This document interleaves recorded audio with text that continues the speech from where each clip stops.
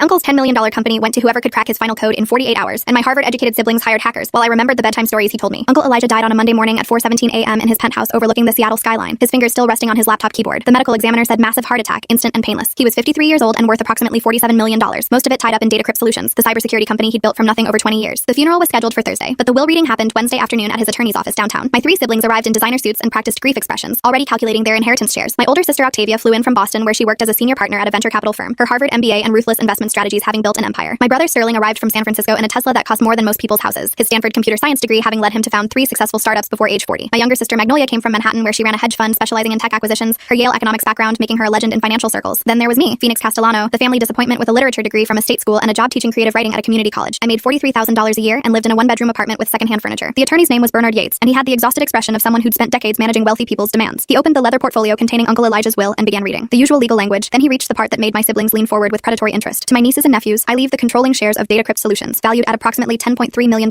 However, this inheritance comes with conditions. Bernard paused and looked at each of us. Uncle Elijah created a challenge that must be completed within 48 hours of this reading. Whoever solves it receives the company. The others receive nothing. The room exploded with simultaneous objections. Octavia demanded to know the legal basis for such a condition. Sterling called it manipulative garbage and threatened to contest the will. Magnolia pulled out her phone and started texting her attorneys. I just sat there feeling the familiar weight of being invisible, the one who didn't matter because I didn't have the right credentials or income bracket. Bernard raised his hand for silence. The challenge is this. I have encrypted a file containing the transfer documents and access codes for Datacrypt Solutions. The encryption is unbreakable by conventional means. The password is a single phrase, no numbers or special characters, exactly 17 words long. You have 48 hours from the moment I give you the encrypted file to crack it. Whoever submits the correct password first inherits everything. Sterling laughed, the sound sharp and dismissive. That's it? A password challenge? Uncle Elijah built his fortune on encryption. This is literally what our family does. He looked at Octavia and Magnolia with confidence. I can have my team crack this in 6 hours maximum. Octavia was already on her phone. I know 3 cybersecurity firms that specialize in this exact work. Money is no object. Magnolia nodded, her fingers flying across her tablet. I'm allocating $500,000 for this. We can hire the best hackers in the world. Bernard cleared his throat. There's more. Uncle Elijah specified that you must work individually. No teams, no hired help, just your own knowledge and skills. Any evidence of outside assistance results in immediate disqualification. The objections started again, louder this time. Octavia stood up, her voice commanding. This is absurd. We're business people, not hackers. Sterling was pacing. What's the encryption method? AES 256? RSA? Bernard consulted his notes. The file itself will tell you the encryption type. That's all the information he provided. He handed each of us a USB drive in a sealed envelope. The 48-hour countdown begins the moment you open the envelope. Choose your timing wisely. Magnolia grabbed hers immediately. I'm starting now. Every second counts. Sterling and Octavia took theirs with similar urgency. I held mine carefully, the small drive feeling impossibly heavy. We left the attorney's office and gathered in the parking garage. Sterling was already planning his strategy aloud. I'll set up a virtual machine, run every decryption tool I have access to, analyze the algorithm for weaknesses. Octavia interrupted. I'm calling everyone I know in cybersecurity for advice, not help, just consultation about methodology. Magnolia was downloading software to her laptop. I'm going to systematically try password combinations based on everything I know about Uncle Elijah's life. Birthdays, anniversaries, favorite quotes, places he lived. They all turned to look at me then, as if suddenly remembering I existed. What are you going to do, Phoenix? Sterling asked with barely concealed condescension. Write a poem about encryption? Octavia didn't even pretend to be polite. You should probably just forfeit now. Save yourself the embarrassment. Magnolia at least tried for sisterly concern. This is way outside your skill set. I looked at the USB drive in my hand and thought about Uncle Elijah, about the hundreds of hours we'd spent together when I was young, about the stories he'd told me that my siblings had been too busy to listen to. I'm going to remember, I said quietly. Remember what? Sterling laughed. Remember how to hack? I shook my head. Remember the stories. And what happened next changed everything. Full story is linked below or on my channel.